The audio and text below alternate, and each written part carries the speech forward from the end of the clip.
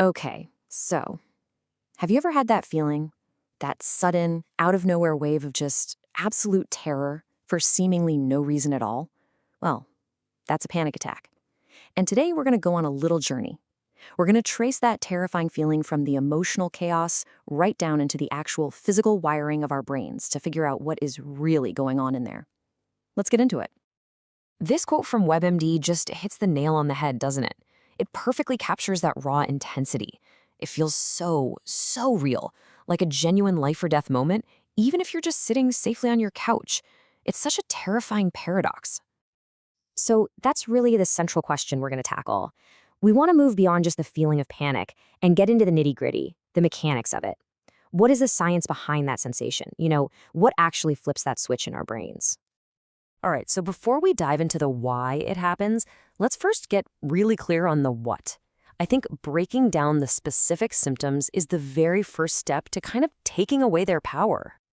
A panic attack can seriously unleash a storm of physical and psychological stuff. Your heart might feel like it's going to beat right out of your chest. You could feel dizzy, shaky, or like you just can't get enough air. And then there's that deep, chilling fear that you're losing control or even that you're dying. The crucial thing to remember here is this.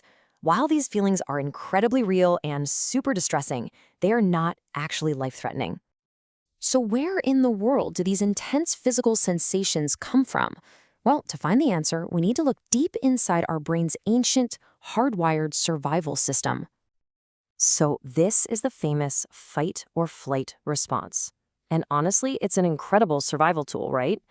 I mean, if you see a bear in the woods, you want your body to instantly prep you to either fight it or run for your life. You get that surge of adrenaline, your heart starts pounding, you breathe faster. It's all designed to help you survive. But here's the thing with a panic attack. That exact same system gets triggered, but it's a false alarm. There is no bear. Okay, I know this diagram looks incredibly complex. Don't worry about all the different labels. Just think of this as the wiring diagram for that alarm system we were talking about. It's called the fear circuit. We're just going to focus on the three key players on this team. First up, we've got the amygdala. You can think of this as your brain's super-sensitive smoke detector. It's constantly scanning for any sign of a threat, and it's the part that first sounds the alarm, triggering that flood of adrenaline. Its whole motto is basically, act first, ask questions later. Next, there's the hippocampus. Now, if the amygdala is the smoke detector, the hippocampus is the context machine. It really quickly checks all your memories to see, hey, have we been in a situation like this before? Was it dangerous? It's what helps the brain decide if the smoke is from a real fire or if you just burn the toast again. And finally, we have the prefrontal cortex. This is the control tower. It's the rational, logical part of your brain. Its job is to look at all the info coming from the amygdala and the hippocampus, and then make a final call. It can slam on the brakes and tell the amygdala, hey, stand down. It's just burnt toast. We're totally safe. So here's where it all goes wrong during a panic attack. The communication between these three parts it breaks down. The amygdala sounds this massive, blaring alarm, but for some reason, the prefrontal cortex fails to shut it off. The result? You get a full-blown fight-or-flight response when there's no actual danger anywhere in sight. Now, this miscommunication doesn't just happen one time. The brain can actually learn to panic. It can trap itself in this really powerful, self-perpetuating cycle of fear. So let me walk you through how this crazy cycle actually works. It can start with something totally harmless. Like, say your heart beats a little faster after you walk up a flight of stairs. Normal, right? But your brain misinterprets that feeling as a sign of danger. That catastrophic thought, oh no, what's happening? That's what triggers your amygdala. And boom, the fight or flight response kicks in. That adrenaline rush makes your heart pound even faster, which then feels like it's confirming your worst fear. And just like that, the cycle spirals out of control. This whole process actually has a name. It's called interoceptive conditioning. It's a really powerful form of learning where your brain creates a faulty connection. It's kind of like a car alarm that's been wired wrong, so now just the sound of the radio turning on is enough to make the whole thing go off. Once that connection is made, even a tiny, normal change in your body can automatically trigger the full panic response. And that's why these attacks can feel so sudden and totally random.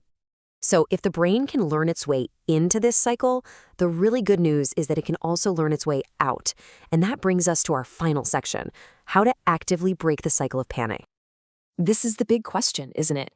How do we get that rational control tower, the prefrontal cortex, back in charge?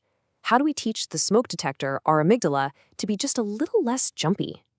The answer is actually surprisingly direct. You have to prove to your brain over and over that the alarm is false, and you do this by intentionally and safely creating the very physical sensations that you're afraid of.